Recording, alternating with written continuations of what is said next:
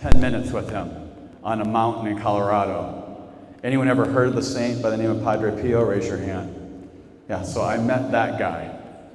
That's not this talk, but you can ask me. I'm going to try to leave some time for some questions at the end. You're welcome to ask me a question about that meeting. And then this morning, talk to the younger students. After this presentation, I'm going to go speak to the Ave Maria University track team. And then tonight, I'm going to speak to several hundred university students in a group called Theology on Tap. But I got this message about a student at Ave Maria University that wrote, I have a question pertaining to the speaker coming in. Is it mandatory for me to go? Is there a chance I can have an exemption from it? I'm not pro-life, nor do I feel comfortable going to a pro-life sponsored meeting. I respect you and the rest of the team's beliefs and opinions on the topic, and I hope that I can be shown the same respect towards my own beliefs. I do hope this doesn't cause any issues, but I truly do not feel comfortable attending a talk that I do not agree with. Thank you for your understanding. I want to hone in on one word here, and that's the word opinion. I respect you and the rest of the team's beliefs and opinions. So I'm going to let you know right out of the gate, what you're going to hear from me is from a retired medical squadron commander. So I commanded an Air Force medical clinic. You're going to hear from me, a PhD nano-analytical chemist who taught biochemistry for 11 years. So what I'm going to share today isn't my opinion. I'm going to share truth. I'm going to share truth from several different academic angles. It's not an opinion. And then it's going to be up to each person, each student here, whether you seek to understand that truth, whether you seek to agree with that truth. But it's not an opinion. Am I making my point? This is important at the tone as we get going here. This is not Pat Castle, your speaker's opinion on abortion. So here we go. I have in my hand a little baby. How many weeks old do you think that little baby is? It's a baby model. It's okay, just give it a number. 14 weeks. How many weeks old do you think this little baby is? 6 weeks. 6 weeks. How old do you think this little baby is? 4 weeks. 4 weeks. So a little baby is 12 weeks. Can you describe what you see, a little baby? Yeah. What can you see? A baby. Right, what describe? It has Hands, feet, feet, a face, nose, ears. head, right, okay. So you see a little baby. So this is a 12-week baby model in a mother's womb. So this little baby in the state of Florida can legally be aborted up until 15 weeks. 95%, if you could take all those off your face, please, thank you, in your head. 95% of abortions are done before 15 weeks. This is a 12-week baby. 90% of abortions are done before 12 weeks. In the state that you live in, it's the third most abortions of any state in America. California 1, New York number 2, Florida number 3. About 200 babies were aborted today in Florida. That adds up to about 1,400 a week, about 80,000 a year. And that's in post-Roe America. We'll finish with that thought. Like, how are we pro-life in a post-Roe America? Okay? And at the end, I think we'll talk about what the overturning of Roe did and didn't do. Okay? So, next thing I want to ask is I want to see what your understanding is of abortion. So tell me what abortion is and how abortion happens. What do you know about how an abortion happens? Anyone want to share what you know? Anyone willing to give a sharing of, this is what I know about how abortion happens? How's an abortion? So just so you know, the 5th to 8th graders, how many hands, Bernadette? A dozen? You guys are 9th to 12th. The 5th to 8th graders knew a whole lot about how abortion happens. So I'll ask the question again. Raise your hand if you know anything about how an abortion happens. I know that they take like baby things and stuff. Okay. Yep. So you just described there's one of 3 ways that an abortion happens. You described the way known as a dismemberment abortion. There's 2 ways to do a dismemberment abortion for this little 12-week baby, legally in Florida. One way would be a vacuum suction abortion through a tube, but this baby's too big. So this baby would be dismembered as you were describing. Someone with pliers, known as a forceps medically, would reach inside the mother's womb and would pull limb by limb and head and dismember the little baby and put the pieces in a pan and then patch the baby back together. Why do they patch the baby back together in the pan?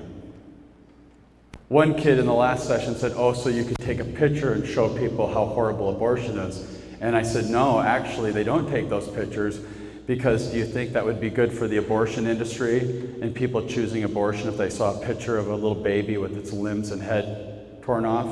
So no, that's not why. But why is it? There's a medical reason. To make sure they got all the little limbs torn off the baby. And the baby's alive during this process. So all the little limbs, and the reason I want to make sure they got all the limbs is so there's not an infection.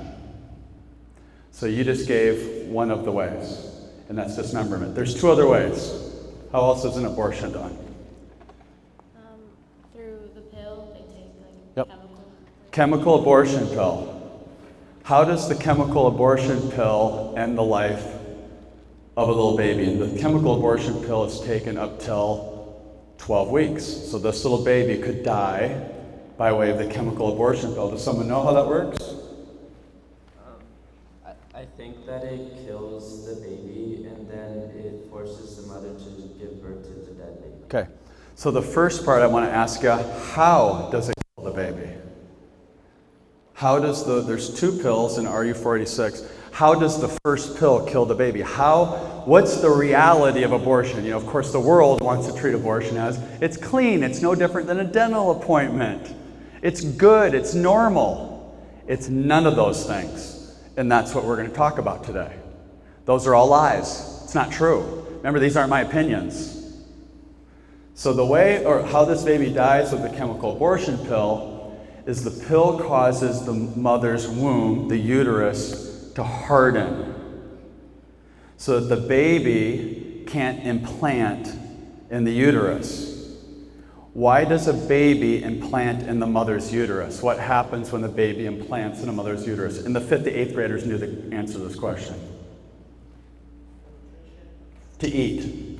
So if the baby can't implant in the mother's uterus because it hardens it, the baby can't eat, so the baby dies by way of starvation.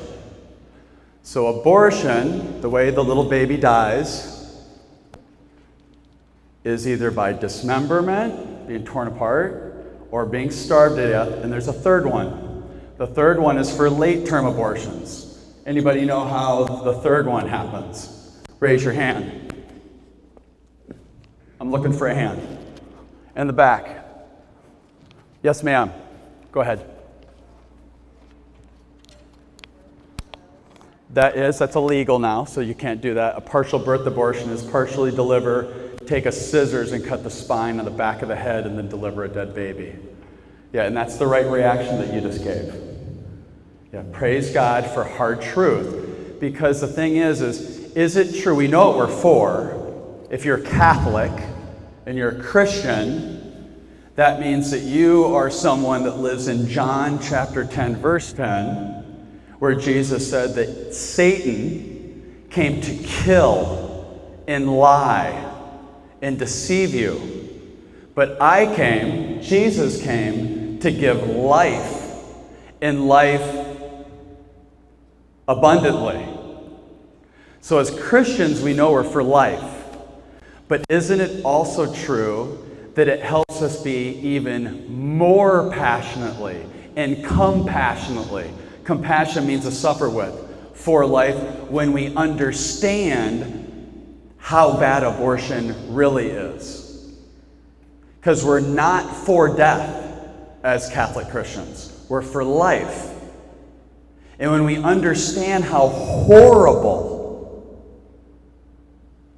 abortion, death is, it makes us even more passionately pro-life. Is that fair, the logic I just shared? Give me some heads. I like feedback. Like, just so I know, like, yeah, we're hearing you. We're hearing you, Dr. Castle. Are you hearing me? Just give me a little feedback. Like, that made sense. That's not your opinion. That's logical. That makes sense.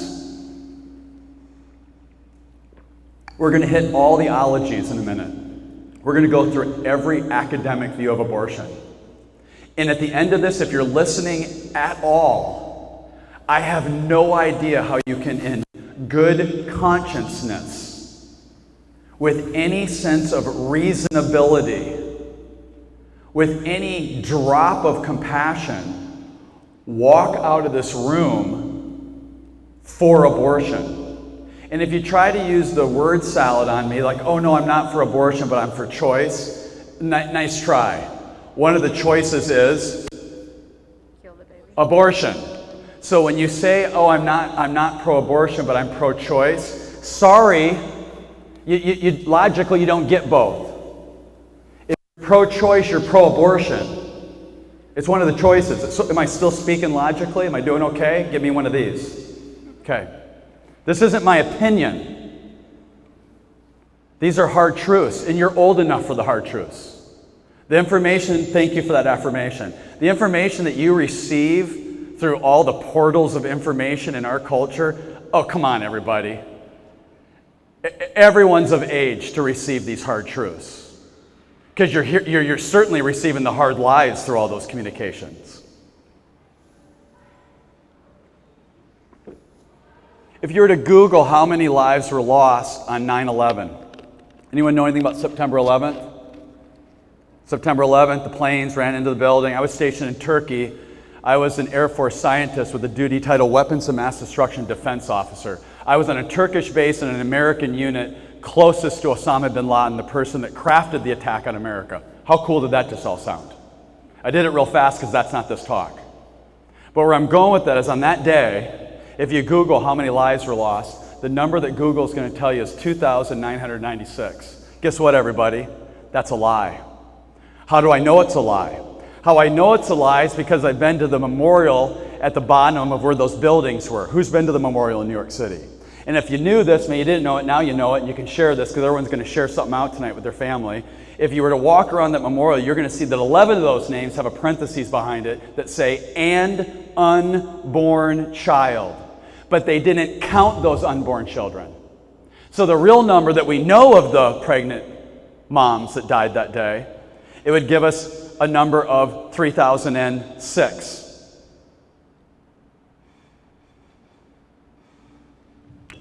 That's what I mean, that the world is lying to you and not giving you the full truth.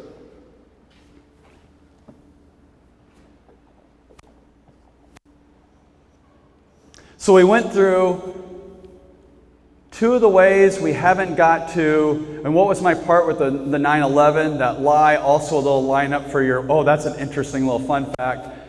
We lose about the same number of lives a year to abortion as we lost on 9/11. Isn't that interesting? So on average, since 1973, the number comes out to be about 3,300 abortions per year in America. And you just heard the number, we lost at least 3,006 lives on September 11th from being attacked. So to think that we have a September 11th in the mother's womb every day, on average, since 1973, and that adds up to 64 million. How's that for a little perspective? That is terrible. A 9/11 in the wombs of mothers in America every day. How's this for a statement? The most dangerous place to be in America by the numbers. Get ready to receive. Receive this, everyone. Receive this, not opinion. Receive these numbers. We're going to go through the academic moment. The most dangerous place in America by the numbers, the leading cause of death is abortion. The current pace of abortion is 850,000 abortions per year. If you were to average it out, it's over 1 million per year since 1973. But the pace we're at now in post-Roe America, still over 800,000. The next leading cause of death in America is heart disease at 600,000 deaths. After that's cancer at 530,000 deaths. Oh, let me throw in a little bonus stat. The total number of combat casualties in the history of our nation, all people that have died keeping us free, protected and alive. Tell me how ironic this is. 650,000 combat casualties in the history of our country. All combat, all wars. We lose more than that every year to the unprotection of the most innocent, defenseless little babies in a mother's womb. What do you think of that? Wow, exactly. Aren't you glad you came to school today? Yeah. Opinions? Those weren't opinions. And we still haven't gotten to the third way that children are aborted. Anyone know the third way children are aborted? I'll give you a little running hint. It's for late-term abortions.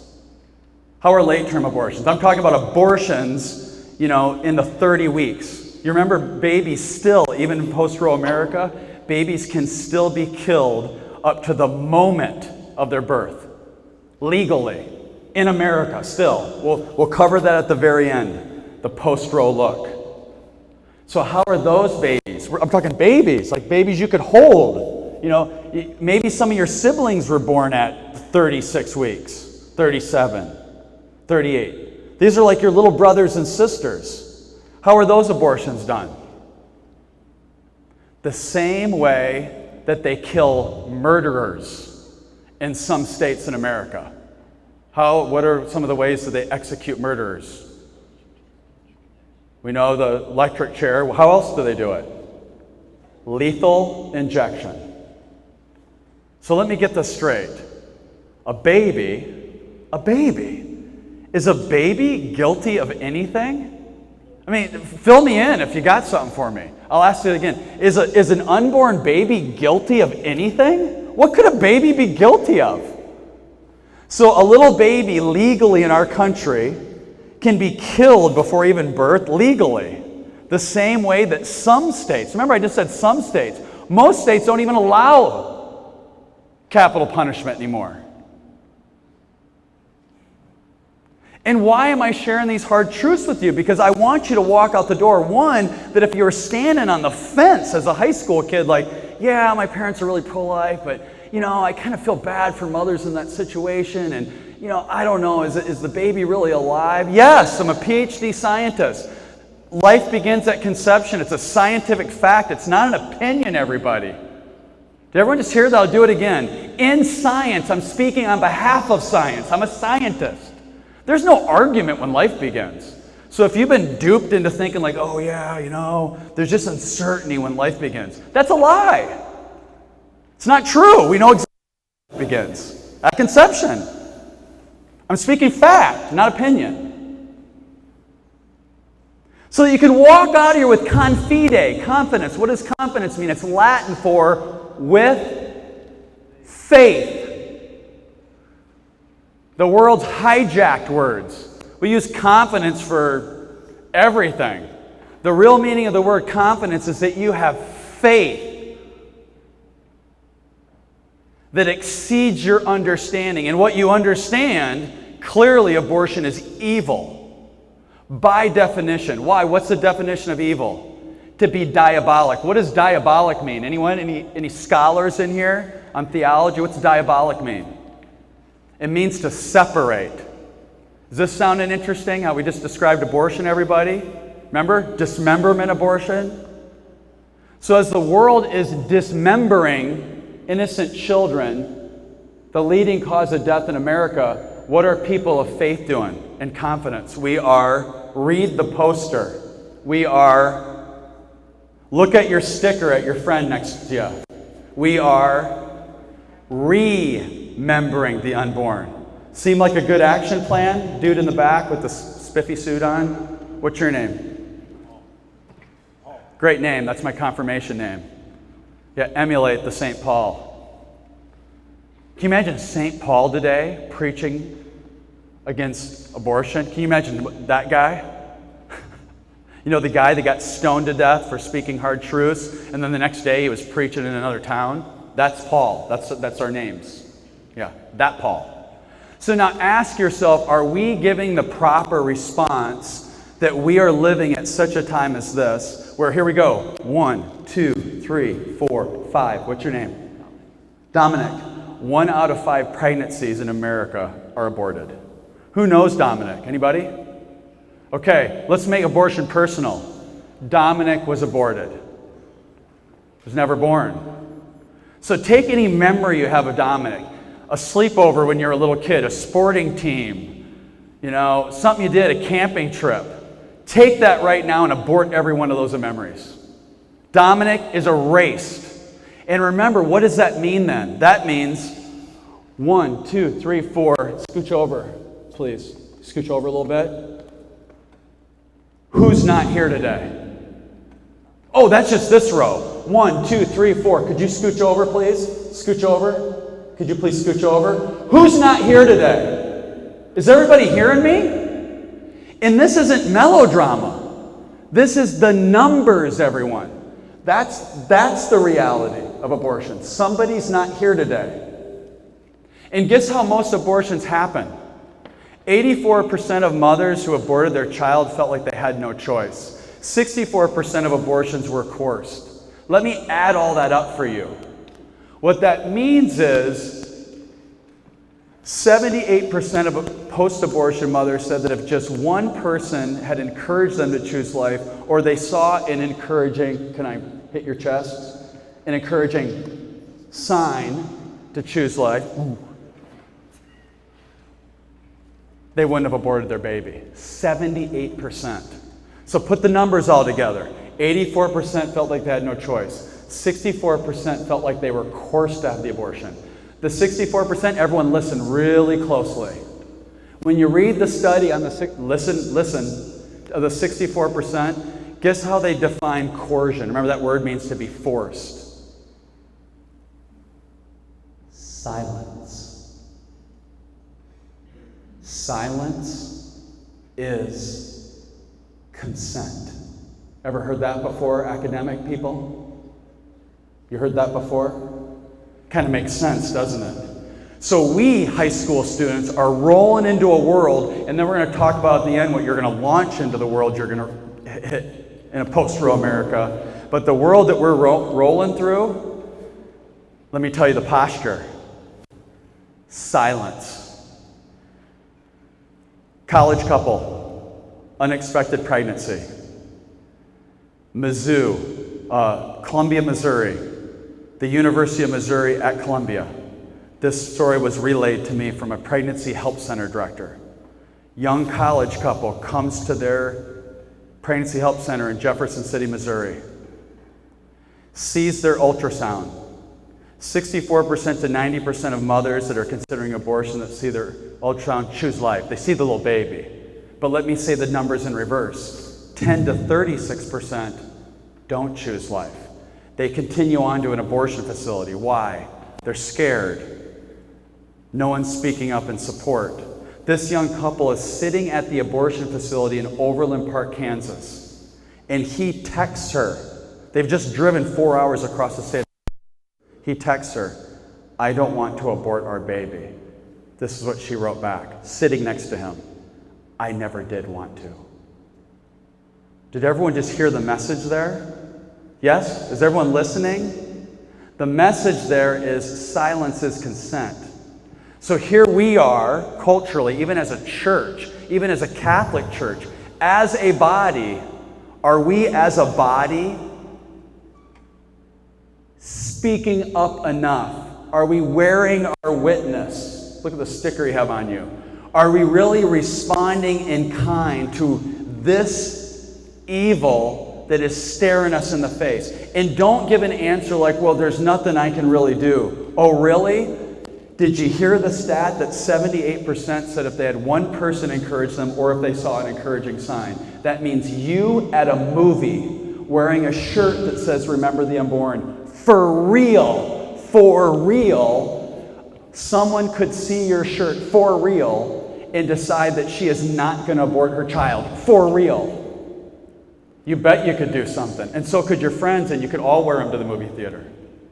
Are you hearing me? So don't sit back in a posture like, I don't know what I could do. So when you walk out today, number one, I have no idea how you in good conscience, with any ounce of reasonability or compassion, could walk out that door and label yourself as pro-choice. After hearing the reality of abortion, I have no idea other than to say that you've got some demonic oppression. Did you hear me to say that? You quote me on it. Oh, so we don't think there's still demonic influence in people? Oh, so we think after the Bible was written, all the demons are gone now. Do we need to step even just one into how does abortion happen? Has anyone ever been to an abortion facility? Anyone in this room? Bernadette, raise your hand. We do all kinds of work there. Raise your hand, Bernadette. Keep it up. Anyone else ever been to an abortion facility? Raise your hand high. Is it fair to say when you stood there, and have you been to Dachau in Germany, the concentration camp? I've been to Dachau 3 times. I'll let you know that how I feel, and I'm going to label it, and this isn't kooky, my spiritual senses. You know what I'm talking about. We're human. Yeah, we actually can relate and understand and feel and sense things in the air. My spiritual senses when I stand there are just like how I felt when I visited Dachau 3 times. That's how evil it is. And now I'm going to make the next step. Why is that? I suppose it's not just because I know what's happened there. I suppose because I know what's happening there and who's there. And I find it completely reasonable that there would be demonic oppression and possession at such a place they can go to work and do what I described each day as a job. Thank you for nodding your head so I don't feel like I have something sticking out of my forehead right now. Granted, I'm at Ave Maria. More than half of these kids have been to abortion clinics, way more than I have. Thank you for letting these kids know. I'm going to drive home a point, and all the adults in here, please listen closely. Hear my point that I've been teaching the young people, that we need to speak up. The same group, so here we are, the adults in particular, everyone else listen in. The 5th to 8th graders, a dozen of them, if you've been in my talk the whole time, this talk, a dozen of them raised their hand to describe abortion. Did you see this group? Not a single person raised their hand at first. I'm going to answer why I think that is in a moment. Then I asked who's been in front of an abortion facility. How many hands went up?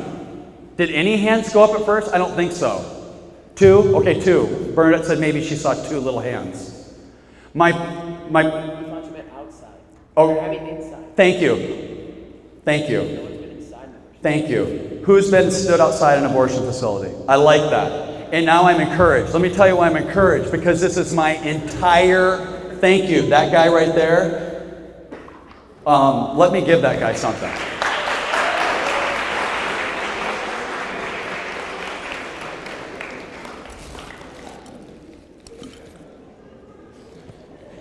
And I'll tell you why I'm super happy, because you just saw Dr. Castle as I was getting bummed out. And the reason I was getting bummed out, if you're listening, is because here I am saying, we just all talked together of horrible it is, and then I got done saying, hey, 78% if we just spoke up. I got done saying silence is consent, and then you see my conclusion. I'm looking in a room at a Catholic school, and to see that we're paralyzed by 1, 2, 3, 4 people down, I know that person is pro-choice, and I know that 1, 2, 3 down, that person's sibling had an abortion, and you get my point, and then what's in effect, all of us are clammed up, hands down, saying nothing, not standing up. You get my point I'm dishing out right now? And abortion rolls forward. Did I articulate okay? Did I do an okay job in the back? Did I articulate what I'm trying to describe? Yeah, because that's the point. If we don't get communicating the reality of abortion, we know we're for life. But we all agreed at the beginning, once we learned the hard truths in those reality definitions that we all talked about and knew a lot about, but we might have learned some more, it makes us even more pro-life, more compassionate.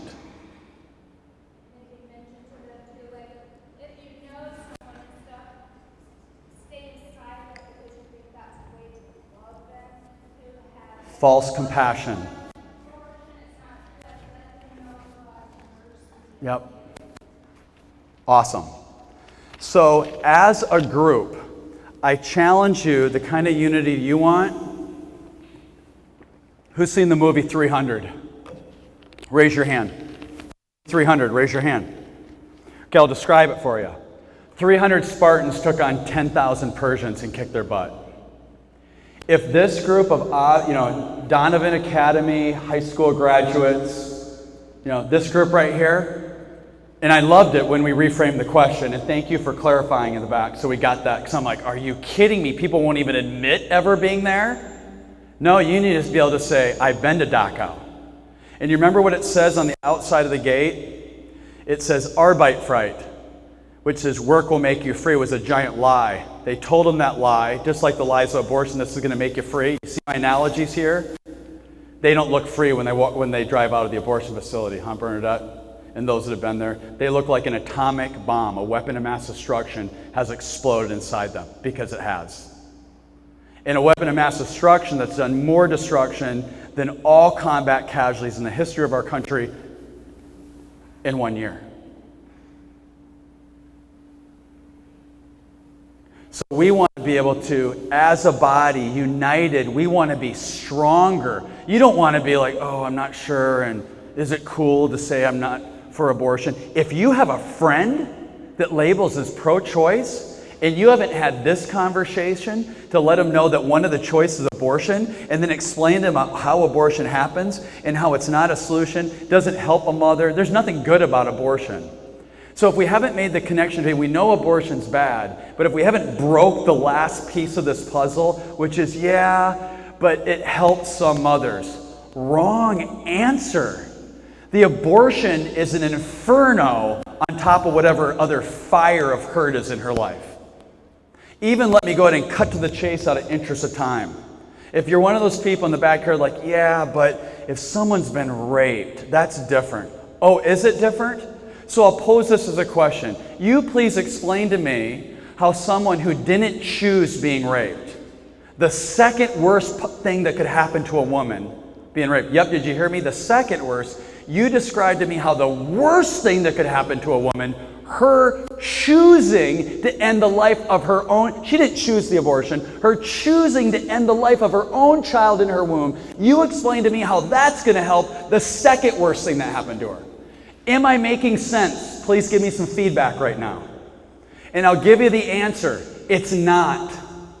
It is going to make the pain of rape blow up into an inferno in her life. And you think the suicide ideation and suicide rate goes up for people in that situation? I'll go ahead and answer for you.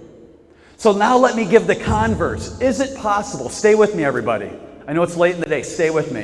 Is it possible that a woman that's been raped, that chooses out of sacrifice and compassion to choose life for her child in such a horrible circumstance, and either chooses to be the parent or let someone else parent that child, is it possible that she could have that be a renewing, healing exercise, that something miraculous came out of something so horrible, a rape?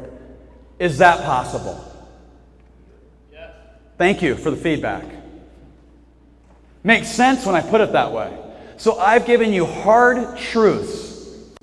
And the hard truth is there's nothing good about abortion. It's never a solution. It's not good for any woman or family. Here's a stat for you. 90% of relationships, when an abortion enters into the relationship, those relationships end. Do you want me to? 90% of relationships, so picture like a couple, like, oh, unexpected pregnancy, we want to stay together, so we have no choice. I feel like I have no choice. We're going to have to abort this child so we can stay together. Listen to the stat. 90% of those relationships end when an abortion enters in. It's not a solution to anything. Amen? So I told you I'd run the deck on the ologies. I'll run the deck on the ologies, and then I'm going to ask you a couple questions, and then we're going to do a handshake, a cheer, and you're going to go out and help end abortion soonest. How's that for a plan? Decent? Good plan? Okay. Here we go. Here goes the ologies. Biology. We're at school. Biology. Life begins at conception. And abortion ends the life of a child. Political science. If you've taken political science, or you will take political science. What's the first duty of good government? To protect the people. What a giant F grade we get for government. For 850,000 of our citizens being unprotected and killed in the womb. Got me? Political science, F. How about philosophy? Philosophical principle relating to abortion. First, do no harm. It's part of the Hippocrates Oath. Did you know the Hippocrates Oath that all medical students used to have to take? Many medical students, they don't anymore. Why? Because they train them on abortion. And the Hippocrates Oath specifically says, not only does it say first do no harm, it specifically says don't do abortions. Did you know that? Right. Why would I know that? Because I commanded an Air Force hospital. What's another ology? What am I missing, Bernadette? Biology, political science, philosophy. Oh, how about theology? Yeah, Bernadette. We haven't even asked God so much what he thinks. What do you think God thinks of abortion with John 10:10? We quoted that earlier. You think God's for abortion? Are you kidding me? It'd be like you making something beautiful at school for your child, and your child crumbles it and twists it and breaks it. An okay analogy? So what does God have to say? Well, Jeremiah 1:5, he looked at Jeremiah. That's what's on the sticker. That verse, this is the verse on your sticker. Jeremiah, I knew you even before you were in your mother's womb. Of course God is for life, and God knew us even before we were in our mother's womb. There's running the deck on the academic perspective. I'm going to sneak in a question or two. And the reason being is out of concern that maybe there's that one question that someone in here is going to walk out and go, yeah, but he never answered blank. How about blank? Is there one of those questions hanging out that I can take a crack at? Looking? Okay. Everybody stand up. Everybody stand up. If you're in here and you sat through this in the back, please stand up. Yeah, all the way to the back. Please stand up. We're all standing up. It's cool to stand up. Get near, go find another human. So I see a couple people there. There you go. Find another human. Okay, so